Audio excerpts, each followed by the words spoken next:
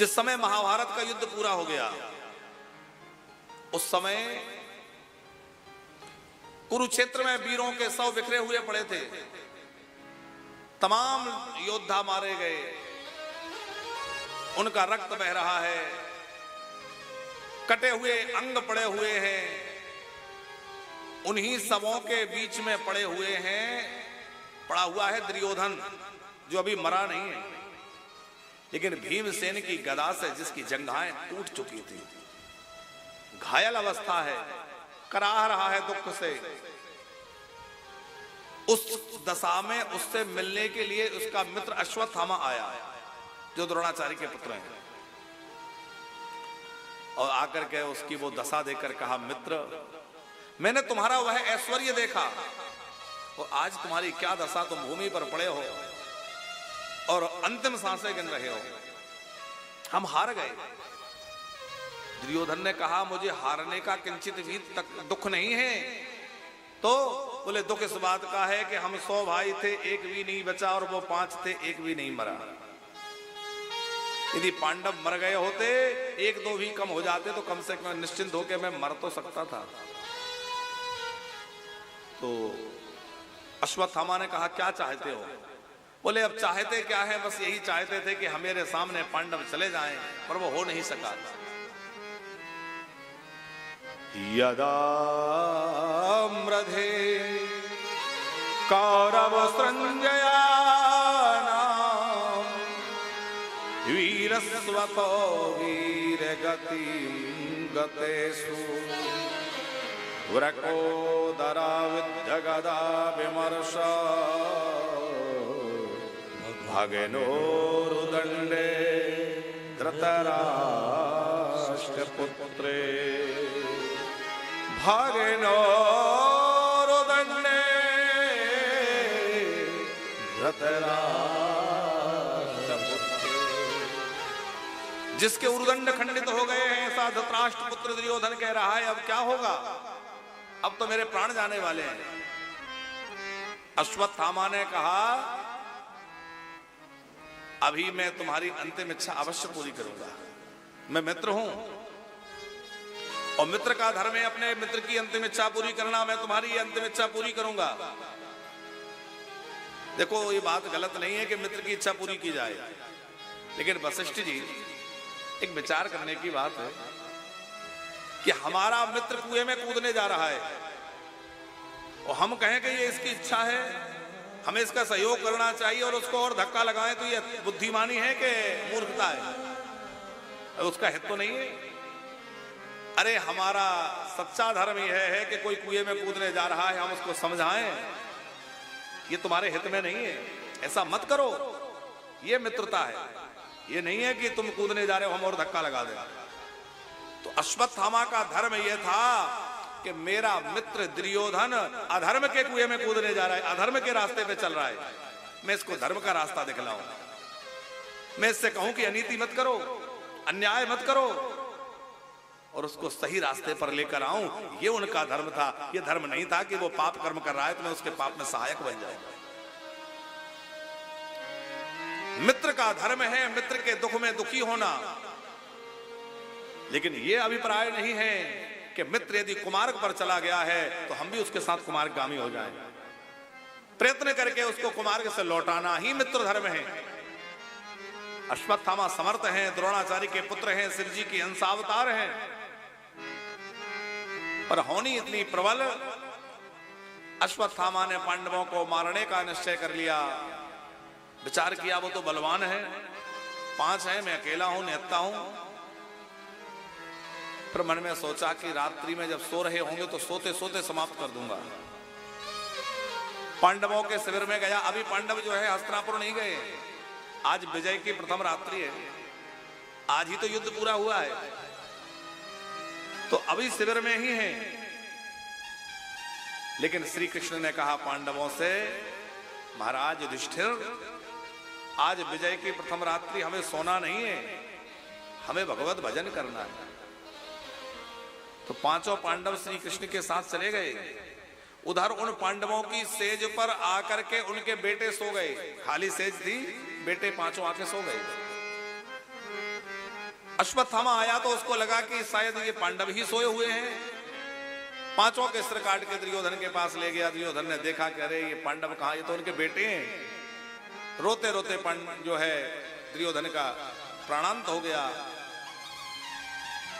अपने बालकों की यह दशा जब द्रौपदी ने देखी, वो पांचों द्रौपदी के पुत्र थे, द्रौपदी ने जी हालत देखी, रक्त बह रहा है, धड़ पड़े हैं, सब पड़े हैं पर मस्तक नहीं है। मस्तक विहीन धड़ों को देख करके द्रौपदी बहुत रोई। माता शिशूनाम निधनम सुतानाम निशम्य घोरम परिताप्यमाना सदा दुरद्वास कलाकुलाक्षी तान सांत्वयन्ना किरीटमाली। अरे देखो तो सही है, क्या हो गया? मेरे बच्चों को कौन ने क्या दुर्दशा की है, किसने की है? पांडव आए, पता चल गया ये काम अश्वत्थामा का है। कृष्ण ने रथ चलाया, जो है अर्जुन रथ पर बैठे और पीछा किया अश्वत्थामा का, पकड़ लिया गया। श्री कृष्ण ने कहा कि इस नराधम को, इस हत्यारे को बंदी बनाकर ले क्यों जा रहे हो, यहीं समाप्त क्यों नहीं कर देते? अर्जुन के मन में भावना है कि आखिर ये गुरुपुत्र है, कैसे मारूंगा, ले जाकर के द्रौपदी के सामने डाल दूंगा, पर वो जो भी दंड दे।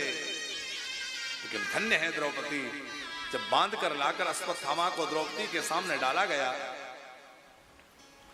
वह तो रोदन कर रही है, क्रंदन कर रही है, और जैसे ही सिर उठा के देखा कि वो हत्यारा कौन है, तो सहसा हाथ जुड़ गए। अरे वो तो, ये तो गुरुजी के पुत्र हैं, ये तो हमारे गुरुजी ही हैं, क्योंकि गुरुपुत्र गुरु के रूप में ही है। हाथ जोड़ते देखकर दुर्योधन, हाथ जोड़ करके जो है अर्जुन ने कहा, देवी जिसका तुम हाथ जोड़ के बंधन कर रही हो, ये हत्यारा है, इसी ने तुम्हारे बेटों को मारा है। लेकिन द्रौपदी ने कहा, आर्य मुझे इसमें हत्यारे का नहीं, मुझे तो इसमें एक ब्राह्मण का दर्शन हो रहा है। ये है द्रौपदी की दृष्टि। वो कह रही हैं कि मुझे इसमें हत्यारे का दर्शन नहीं हो रहा है, मुझे इसमें गुरुजी का दर्शन हो रहा है, क्योंकि अब हमारे गुरुजी तो वीरगति को प्राप्त हो गए, तो उन गुरुजी के रूप में उनके पुत्र ही हमारे सामने हैं। उनके पुत्र जो है वो गुरुजी के रूप में ही हैं, वही गुरुजी सामने हैं। और फिर कहा, मेरा निश्चित जो है यह निर्णय है कि इन्हें मुक्त कर दो, इन्हें जाने दो, जाने दो। उवाच चासहन्यस्य वंदनाम नैनम सती मुच्यताम मुच्यतामेष ब्राह्मणो नितराम गुरु। अब अर्जुन के मन में बड़ी दुविधा कि क्या करें। भीमसेन बोले, अर्जुन तूने देर की तो मैं इसको मार डालूंगा। और जैसे ही अर्जुन ने युधिष्ठिर जी की ओर देखा तो वो कह रहे हैं, देखो अब जो हो गया सो ठीक है, द्रौपदी ठीक कह रही है, इसको छोड़ दो, जाने दो इसको। अब अर्जुन दुविधा में करूं क्या? और श्री कृष्ण ने कहा, अर्जुन मैंने शास्त्र में एक नीति बनाई है कि ब्राह्मण चाहे जितना बड़ा अपराधी हो, कितना बड़ा नराधम हो, ब्राह्मणाधम हो, और उसको दैहिक दंड नहीं देना चाहिए। ब्रह्मबंधुर्न हंतव्य। अच्छा, एक शब्द यहां है ब्रह्म बंधु। बंधु शब्द का प्रयोग कहां होता है? आजकल लोग बड़े शान से लिखते हैं, ब्राह्मण बंधु, क्षत्रिय बंधु, यादव बंधु, ऐसा लिख लेते हैं ना लोग। बंधु शब्द का प्रयोग निंदापरक है। ब्रह्म बंधुर का मतलब है ब्राह्मणाधम, क्षत्रिय बंधु का मतलब है क्षत्रियों में अधम क्षत्रिय। परीक्षित ने कहा है ना, छत्र बांधवा, माने मैं क्षत्रियों में अधम क्षत्रिय हूं जो मैंने एक महात्मा का अपराध कर दिया। कई बार हम शब्दों का अर्थ नहीं समझते तो बड़ा अनर्थ भी कर लेते हैं। श्री कृष्ण कह रहे हैं, ब्रह्म बंधुर्न हंतव्य। ब्राह्मण कितना भी अधम हो जाए वह हंतव्य ने मारने योग्य नहीं है, लेकिन आता ताई वधारणा, अन्यायी अत्याचारी किसी भी जाति का हो, कोई भी हो, उसकी जाति पाति ना देखकर उसको दंडित करना ही चाहिए। ये दोनों मेरी बनाई हुई व्यवस्थाएं हैं। अब समझ लो क्या करना चाहिए। अब अर्जुन के सामने और बड़ी समस्या, एक तो कह रहे हैं ब्राह्मण को मारना नहीं चाहिए, दूसरी ओर कह रहे हैं कि अत्याचारी की जाति नहीं देखना चाहिए। समझ गए अर्जुन, क्योंकि गीता का ज्ञान महाभारत के पहले मिला है, अब उसकी परीक्षा हो रही है। गुरु जब ज्ञान देता है तो समय आने पर परीक्षा भी लेता है। ये कृष्ण के द्वारा अर्जुन की परीक्षा है। समझ गए कि वपनम द्रवणादानम स्थानानि निर्यापणम तथा एष ही ब्रह्मबंधूनां न बधो नान्योस्ति देहिका। वपनम माने मुंडन कर देना, उसको अपने घर से, स्थान से धक्के देकर अपमानित करके निकाल देना। स्थानानि निर्यापणम तथा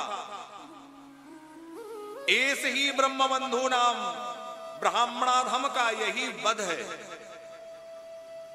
बधो नान्योस्त देह का, देह को वध की आवश्यकता नहीं है। अर्जुन ने वैसा ही किया। अश्वत्थामा को विरूप बना दिया, उसकी मस्तक से मणि निकाल ली, एक मणि उसकी यहां थी, धक्के देकर शिविर से निकाल दिया। अब आप जरा विचार करिए कि अश्वत्थामा के मन में थोड़ी सी भी मानवता जीवित रही होती तो वो ये सोचता कि पांडवों ने मेरे ऊपर कितना बड़ा उपकार किया है कि मुझे जीवित छोड़ दिया। अरे मैंने काम तो ऐसा किया था कि मुझे मृत्युदंड मिल जाना था, पर पांडवों में कितनी दया है कि उन्होंने मुझे जीवित छोड़ दिया। ऐसा उपकार मानना चाहिए। लेकिन मानवता समाप्त हो गई दुर्योधन का संग कर करके। इसलिए मानसकार कहते हैं, को न कुसंगति पाय नसाई, रहे न नीच मते चतुराई। इसने सोचा कि पांडवों ने मेरा तिरस्कार किया है, मुझे अपमानित किया है, मैं बदला लूंगा, इनके वंश को समाप्त कर दूंगा। पर वंश में बचा कौन है? ये तो पांचों बुढ़े हो चुके, बेटे मारे गए। याद आया जिस समय अभिमन्यु युद्ध के लिए जा रहा था तो सब जगह चर्चा चल रही थी कि इसकी पत्नी तो गर्भवती है, इसकी पत्नी गर्भवती है, बेचारा युद्ध में जा रहा है। यदि वो बालक उस समय गर्भ में था तो अब तो वो जन्म लेने वाला होगा, और वो बालक का जन्म हुआ तो पांडवों का वंश उसी से आगे बढ़ जाएगा। उस अश्वत्थामा की बुद्धि कुलुषित हो गई थी, इसलिए उसने ब्रह्मास्त्र निकाला और गर्भस्थ शिशु को समाप्त करने के लिए गर्भ पर ब्रह्मास्त्र छोड़ दिया। जलता हुआ वह अस्त्र जब उत्तरा की ओर आया तो उत्तरा ने हाथ जोड़कर श्री कृष्ण का ध्यान करते हुए कहा, पाहि पाहि महायोगिन देव, पाहि पाहि महायोगिन देव देव जगत्पते, नान्यम त्वदभयं तस्ये यत्र मृत्योः परस्परम्। हे योगेश्वर, यहां तो हर कोई एक दूसरे के प्राणों का भक्षक बना हुआ है, आप मेरी रक्षा कीजिए। मैं मर जाऊं मुझे इसकी परवाह नहीं है, पर मेरे गर्भ की रक्षा आप कर लीजिए। मैं गर्भो निपात्यताम। श्री कृष्ण ने तनिक भी देर नहीं की, उत्तरा के गर्भ में प्रविष्ट हुए और उत्तरा के गर्भ के बालक की रक्षा की, ब्रह्मास्त्र को शांत कर दिया और उत्तरा को स्वस्थ करने के बाद भगवान बोले अब तो ठीक है, वो ब्रह्मास्त्र शांत हो गया। 5 शस्त्र जो है पांचों पांडवों की ओर भी बढ़े थे, प्रभु ने उन सबको भी समाप्त कर दिया, पांडवों की रक्षा कर ली। पर कुंती माता ने भगवान की बहुत दिव्य स्तुति की है।